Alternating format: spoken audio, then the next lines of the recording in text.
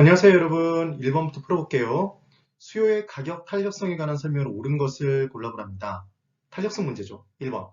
미세한 가격 변화에, 그러니까 주어진 변화는 아주 작아요. 그런데 수요량이 무한히 크게 변화한대요. 그럼 어마어마하게 변하는 거죠. 완전 탄력적인 거예요. 그래서 수평선이었습니다. 근데 얘는 완전 비탄력적이라고 얘기해서 X네요. 2번. 대체할 것이 많으면 많을수록 해당 재화의 가격이 조금만 올라가도 많이 뛰쳐나가죠. 많이 변하게 돼 있어요. 그래서 수요량이 많이 감소합니다. 그래서 수요의 가격 탄력성은 작아지는 게 아니라 커지죠. 그래서 탄력성에 가장 많은 영향을 끼친 성격은 대체성이었습니다. 그 다음 3번. 일반적으로 부동산 수요에 대한 관찰 기간이 길어질수록, 그러면 가격이 변화했을 때 관찰 기간, 측정 기간이 길어지면 길어질수록 더 많이 변할 수 있잖아요. 그래서 수요의 가격 탄력성은 커지죠. 3번은 5가 됩니다. 정답은 3번. 4번. 일반적으로 재화의 용도가 다양할수록 이때 좀 더 많이 변화가 가능하겠죠. 그래서 변화가 가능한 게 주어진 변화가 있을 때 반응된 변화의 정도. 이게 바로 탄력성이잖아요. 그러니까 용도가 다양할수록 좀 더 많이 변하니까 탄력성은 커진다예요. 4번 X. 5번. 수요의 가격 탄력성이 비탄력적이라는 것은 주어진 변화보다 반응된 변화의 정도가 더 작은 거죠. 그래서 가격의 변화율에 비해 주어진 가격의 변화율에 비해 반응된 수요량의 변화율이 작다는 것을 의미하겠죠. 그때 하나도 변화하지 않는 게 완전 비탄력적, 어마어마하게 변하는 건 완전 탄력적, 더 크게 변하는 건 탄력적, 하나도 변하지 않는 건 완전 비탄력적. 기억해 두시면 돼요. 1번은 3번입니다. 2번, 임대주택 정책에 관한 설명으로 옳은 것을 골라보랍니다. 1번, 임대료 보조 정책은 저소득층의 주거 안정을 도모하기 위해서 저소득층에게 직접적으로 임대료를 보조해주는 정책이에요. 저소득층에게 임대료 보조금을 직접적으로 줘요. 맞죠? 그런데 이 부분을 헷갈려서 틀릴 수 있어요. 우리 정부의 정책 수단에 시장 개입 수단에 크게 세 가지 있었던 거 기억나세요? 직접적 개입과 간접적 개입과 토지용 규제가 있었죠. 그때 직접적 개입은 수요자 또는 공급자의 역할, 직접 가격 건드는 것, 가격 규제까지 들어간다는 얘기했어요. 간접적 규제는 간접적 개입은 돈 대주거나 정보 대주는 거였습니다. 그래서 임대료 보조금, 돈이니까 얘는 간접적 개입 수단이었죠. 그런데 이 정책의 내용 자체가 보조금 자체, 돈을 저소득층에게 직접적으로 보조해 주는 건 맞잖아요. 이걸 헷갈리시면 안 된다는 얘기예요. 얘는 간접적 개입입니다. 그리고 직접적으로 보조해 주는 건 맞죠. 그래서 1번이 맞습니다. 2번, 임대료 상한을 균형 가격 이상으로 규제하면 시장에서 균형 임대료가 있는데 이 균형 임대료, 균형 가격이 지나치게 높더래요. 그래서 임차인이 피해를 입으니까 정부가 임차인을 불쌍히 여기서 임대인 보고 너희들 아무리 가격을 높게 받아도 얼마까지만 받아라 이렇게 규제하는 거잖아요. 최고 가격제. 그래서 누가 삐쳐요? 공급자 임대인이 삐쳤죠. 그래서 공급량을 줄이고 잘 만들고 대충 만들고 기억나셔야 돼요.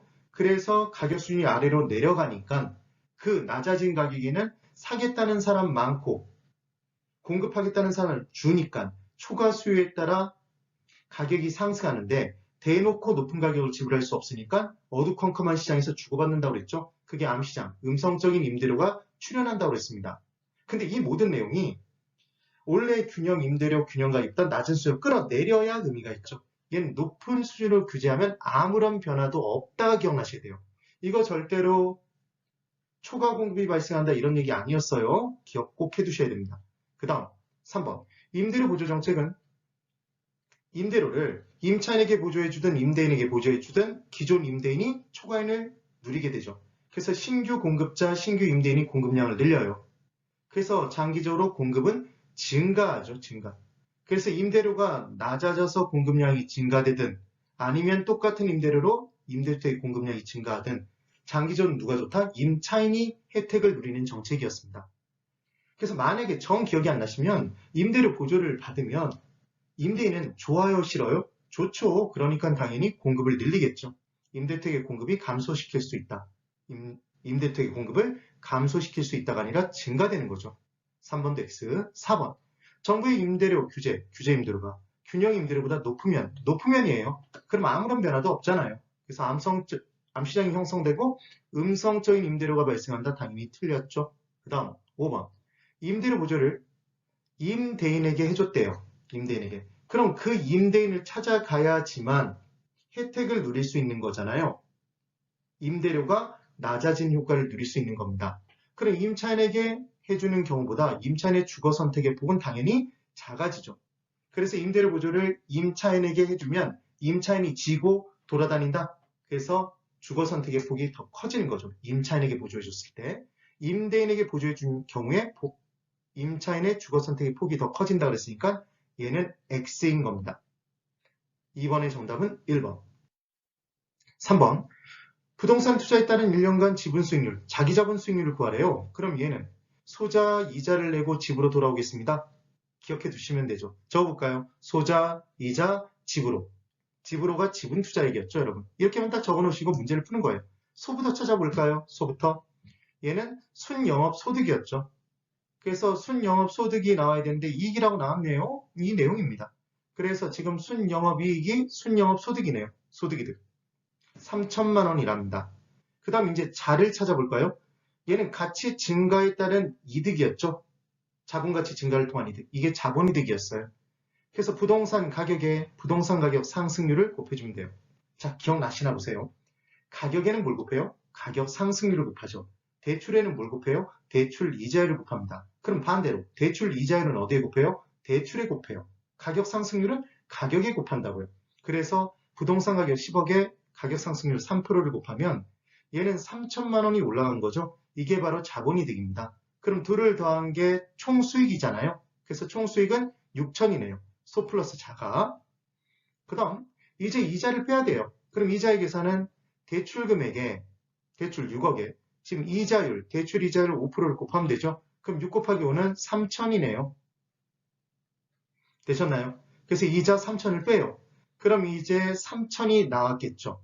그리고 나누는데 얘를 절대로 대출 금액으로 나누시면 안 돼요. 전체 10억인데 대출을 6억 받았으면 당연히 지분 투자액은 얼마예요? 4억이죠. 4로 나눠줍니다. 4억으로. 그럼 얘도 3천, 공 7개, 4억, 공 8개. 이런 거 하지 마세요, 제발. 그냥 저는 3 나누기 4를 합니다. 그럼 0.75가 나와요. 7,5로 나와 있는 건 지금 2번, 7.5%밖에 없죠. 되셨어요, 여러분? 이렇게 푸시는 거예요. 가뿐하죠? 소자, 이자를 내고 집으로 돌아오겠습니다. 이렇게 기억해 두시면 됩니다. 대단히 수고 많으셨습니다.